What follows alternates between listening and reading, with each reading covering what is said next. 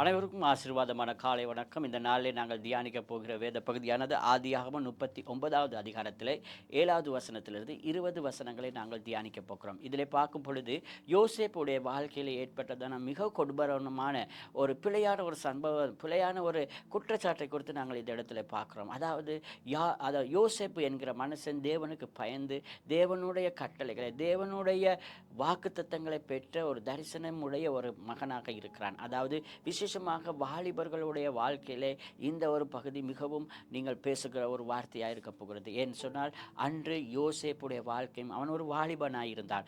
அவனுடைய வாலிப வாழ்க்கையை அவன் பரிசுத்தமாக ஆக்கி கொண்டான். அவனுக்கு ஏற்பட்ட எல்லா சந்தர்ப்பங்களிலும் அவன் தேவனுக்கு பயந்து அவனுடைய வாழ்க்கையை பரிசுத்தமாக அவன் வாழ்ந்தான். இன்று நான் உங்களை தைரியப்படுத்தும்படியாக ஒவ்வொரு வாலிப பிள்ளைகளிடத்திலும் நான் கேட்கிறேன், நாங்கள் பாவ செய்ய சந்தர்ப்பங்கள் வந்த பொழுதும் யோசேப்பை போல நாங்கள் அந்த இடத்திலிருந்து ஓடி விடுகிறோமா, அல்லது நாங்கள் அந்த பாவத்துக்குள்ளே மாட்டி விடுகிறோமா? ஆனாலும் அந்த போர்த்திபாருடைய வீட்டிலே அவனுக்கு ஒரு பிழையான குற்றச்சாட்டுகள் வந்தது. ஆனாலும் அவன் தேவனுக்கு உண்மையாக இருந்தபடியினால் அந்த குற்றச்சாட்டை தேவன் ஆசீர்வாதமாக மாற்றியதை நாங்கள் பார்க்கிறோம். இன்றும் நாங்கள் எங்களுடைய வேலைத்தரங்களிலும் எங்களுடைய பாடசாலைகளிலும் எங்களுடைய எல்லா இடங்களிலும் இப்படியாப்பட்ட குற்றச்சாட்டுகளை நாங்கள் முகம் கொடுக்கலாம். தைரியப்படுத்துகிறேன், அன்று யோசேப்போடு இருந்த தேவன் இன்று உங்களோடு கூட இருப்பார்.